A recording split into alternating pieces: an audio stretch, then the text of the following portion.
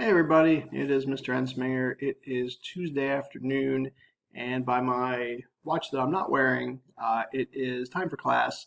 And obviously, Schoology is down once again. Ironically, it hasn't broken for so long, and then we happen to have one little pandemic day, and it goes kaput. Who would have thought, right? If it rains, it pours. So, I'm recording this video. In hopes that you're going to watch it to make up for missing class today. So, I obviously can't show you everything because some of it involves Schoology. So let me just kind of walk you through what you're going to do. So, if you haven't yet watched the first asynchronous video, stop this video and watch that first, because that video was meant to actually be a prequel to this lesson. The goal was going to be, I was going to do this lesson, and then during the lesson I was going to tell you, like, hey, go back and watch this to show how we got to this point. So because of the way things worked out, because you're watching this video now, just like I said, stop this video for a moment, go watch the other video. It's about 20 minutes long. I know it's on the little bit longer side, but that video is going to show you how to get all of the resources that you need to do this project. Now, the project, the folder for it's on Schoology. So obviously, if Schoology is still down, you can't do what I'm about to do. So hopefully, when you're watching this, Schoology's back up and is A-okay. But like I said, Monday's video, or the first asynchronous lesson video, I should say, that is going to show you how to do the transparencies, the graphics rotation, how to pick the images, good ways to search for images. It's going to get you up to the point of where I'm about to begin. So, like I said, one last time, stop this video, watch the first asynchronous lesson. Let's just pause. Let's just pause. Okay, so you're back. You watched the first video. Welcome in. So at this point, what you need to do is go to Schoology, go to this week's folder. There is a zip file on there called, right there, Sming Racer, that's me, 2K21, 2021. Download that and extract it. And I'm going to have to add on period 9 for me, for you guys. Here, let's just extract that. Okay. So then you are going to open this up, double click, open that. The file you need to open is the SLN file, the solution file. And a few things about that. One, if it comes up and says anything like this, saying, is it a trustworthy person? The person is me, so the answer is yes. If anything else weird comes up, other than like for this example, if this comes up, you need to go to the Solution Explorer. Now, when we did this live, there are some people that at home didn't have the Solution Explorer open. Like you have the toolbox on the left, you have the properties on the right. If you don't have Solution Explorer open, you go to View, very first one, Solution Explorer, and you want to find Form 1. There's also some people that had the Properties window hiding the Solution Explorer. So if that's you, close your properties so you can see the Solution Explorer window. Double click Form 1 and everything will be back to good.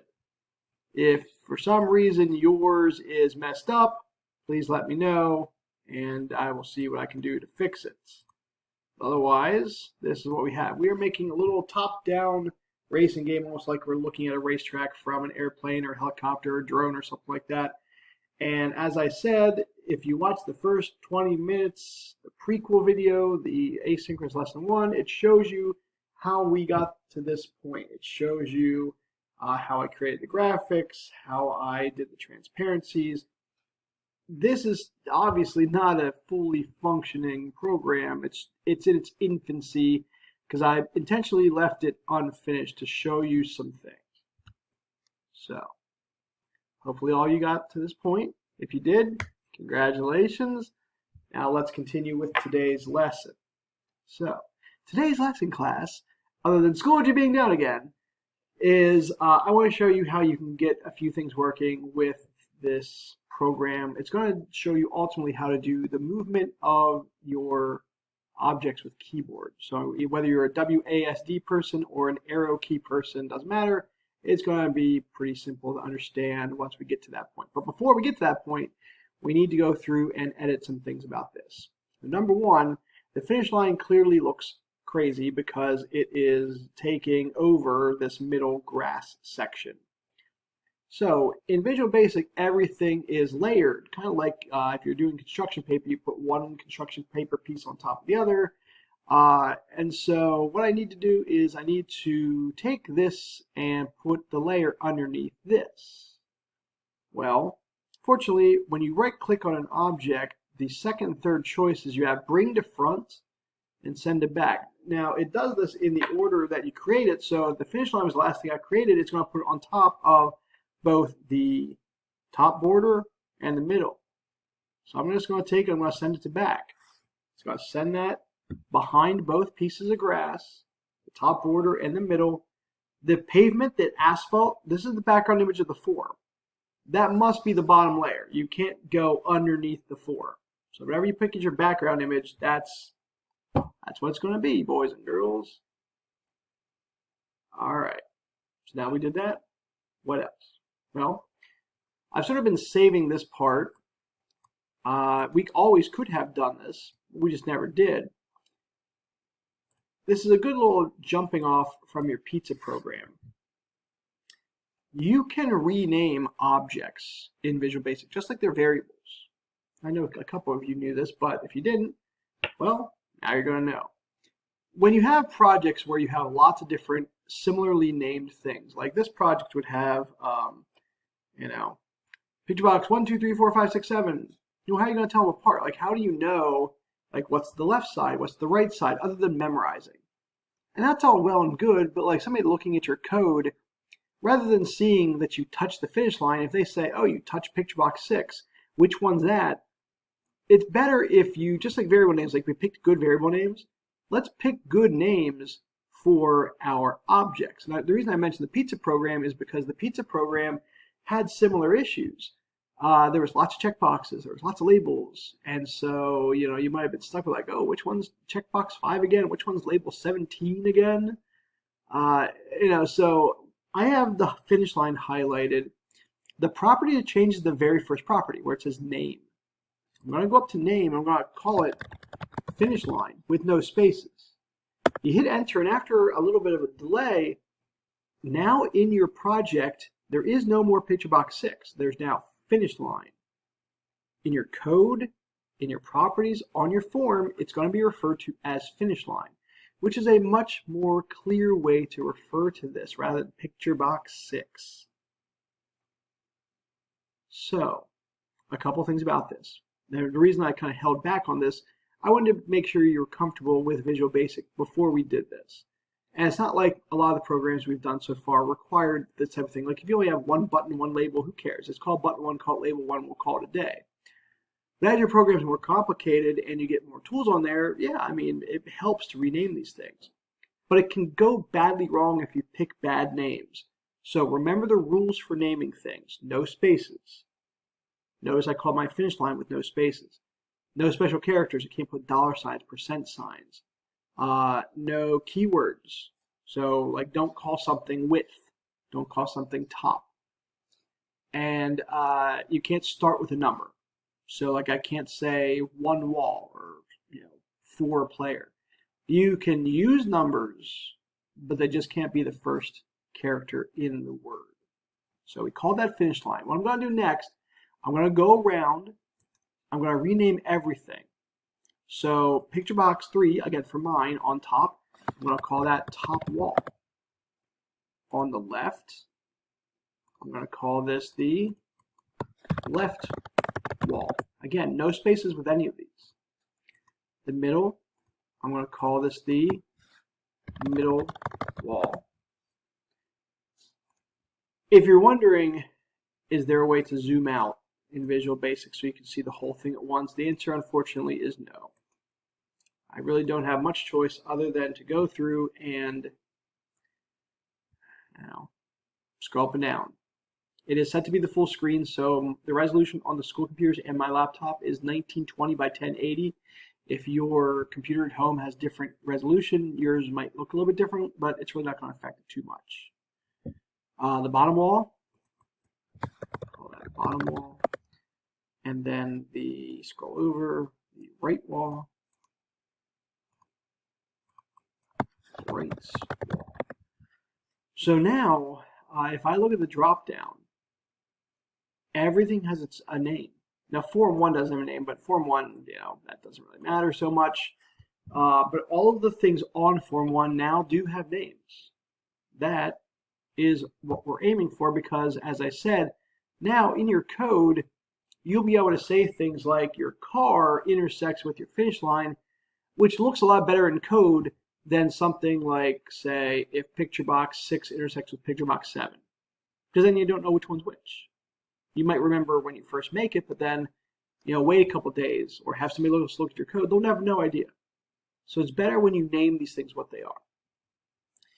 Okay, next. I'm going to go to my toolbox. I'm going to double click on picture box. I want to make a picture box. And the picture box is going to go right here. Somewhere to the left of my finish line because I'm going to go counterclockwise.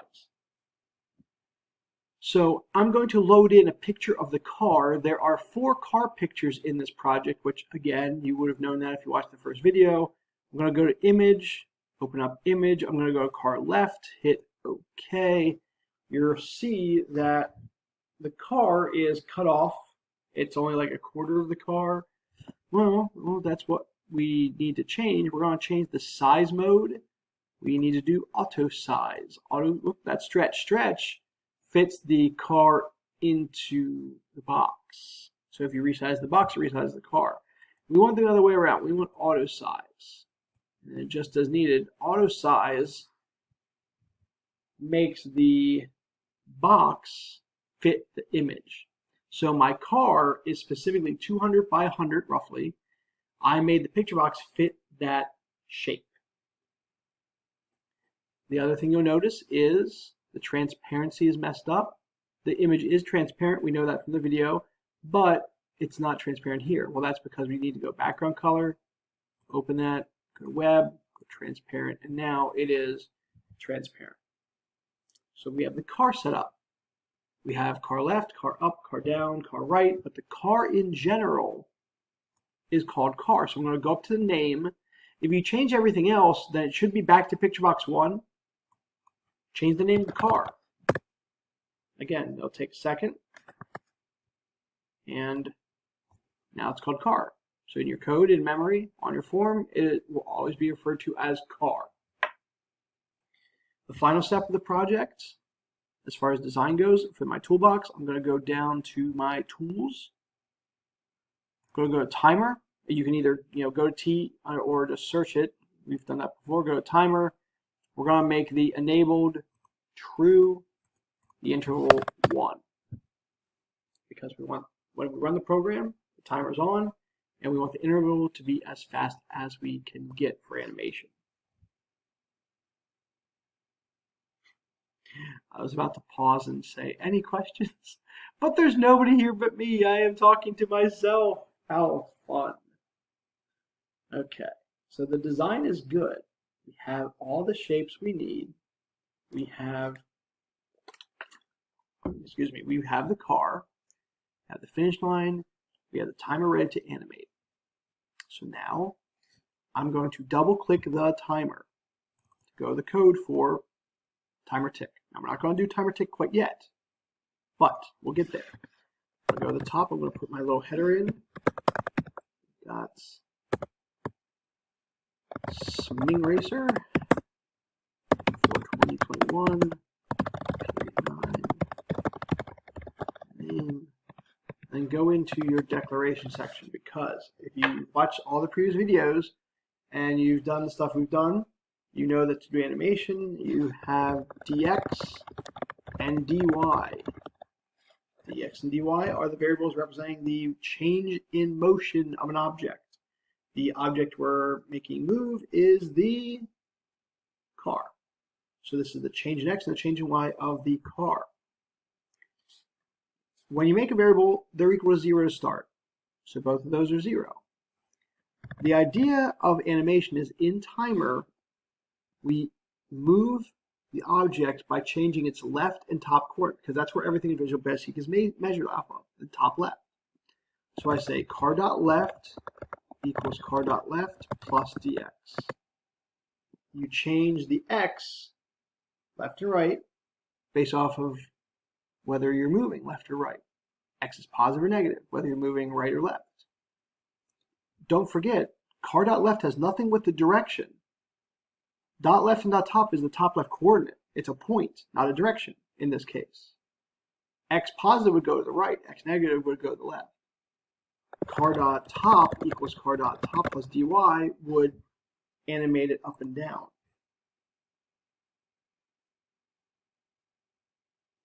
Okay. Nothing happens when you run the program right now because those values are 0. What we need to wrap up with is making it so that the key moves the object. It changes the dx. So I need to go to an event, an action, a drop down for keyboards. I go up to the middle drop down, I go to form events. I go to the top right. There's 3 of them. Key down, key press, key up.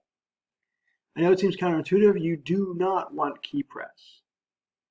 Key press is the whole action of press and let go. What I want is key down, which is press. And then later I want key up, which is let go. I want them separately. Okay? Think about a racing game. You don't just like tap the accelerator and it just goes. You have to hold it down. So you don't want key press for that. You want key down. So I'm going to go to key down. I'm going to type the following. Let me close my properties window here because I don't need that at the moment. There we go.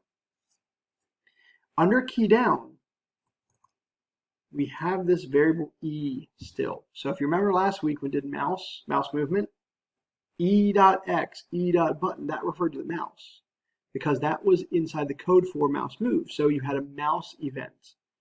Because you now have a keyboard event, it's detecting the keyboard. So I'm going to say if e.keycode equals.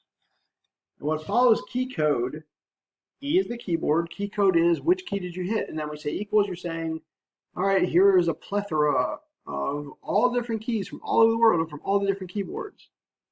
You can scroll up and down and you can see lots of different keys, even on foreign language keyboards. But the ones we want, pretty standard. I'm going to use either the arrow keys or WASD. So I'm going to use the arrow keys. I'm going to type left. Keys out left. If you want to do WASD, then do keys.A. It's that simple. So when you go left, what you're saying is change the X -5. 5 seems to be a decent number for these things, as you saw before. The smaller the number, slower it goes, bigger the number, faster it goes. Also, don't forget, you also want to zero out the dy. Because you're going left, that means you're not going up and down. That gets it to stand still. So now you have one direction. Let's run the program and see what happens. We'll do up, down, and right on Friday, but for right now, let's do left. And there's your car, there's your racetrack, hit left, and you'll see that it is very choppy, very slow. We made the interval 1, so it's not that. Double buffered, if you remember that, it's the property of the form that makes the form have more graphics memory allocated to it. I already took the liberty of turning that to true before we started this project, so double buffer is already on. So those are the 2 most common issues that would cause choppiness like this. The third is purely the size of your graphics, and there's really not a ton you can do with that. It's the pavement. A tiled background image is very taxing for the computer. So over here, you see the background image of the form is this big asphalt tile, and we have it tiled. Well, I'm going to stretch it. It gives it a completely different look, although it's still not like, not terrible. It's not as clear. Without going too in depth with this, like when you download a game, most of the download is the textures. Like you might have even seen updates that say like downloading textures. The textures are, what goes on the screen, like what makes the image sharp. Clearly, like a 4K texture or an HD texture has more memory than like a standard texture. I chose on purpose very detailed textures here because I knew it would slow down the computer.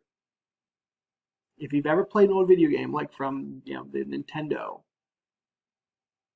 when you play it, if there's too much stuff going on the screen, it slows down. It gets blinky, it slows down, and that's just how it was. I mean, that's just something that we accepted. Well, here, I mean, even if we don't have graphics cards, like these are pretty decent computers that we have, and the fact that it's not able to animate that one car with nothing else going on, like what's the problem here? It's because when you tile an image, it has to refresh it all the time. But when you do this, when you say stretch it, now run the program and look how much smoother it goes. So set your background to stretch. And how do you fix that in the future? Well, pick a different tile. Pick one that's not quite so large. Just to give you an idea of the size of these things, if I go into my resources folder in the project, here are all the different resources. If I look at the details, I open up like the size of it. Look at the size of these. The car is pretty small. Checkerboard, grass is pretty small. The asphalt, look at that beast. That's 560 kilobytes. That's a big tile, a big texture. So just understand, like the bigger you get, there's diminishing returns. On most modern PCs and console games, there's a setting that says like, do you want better quality or better gameplay? And that's what we're saying here. When we do this as a tiled program, it's going to give you this nice asphalt texture, which is really detailed. But if you just want better, less choppy movement, just say, stretch it out.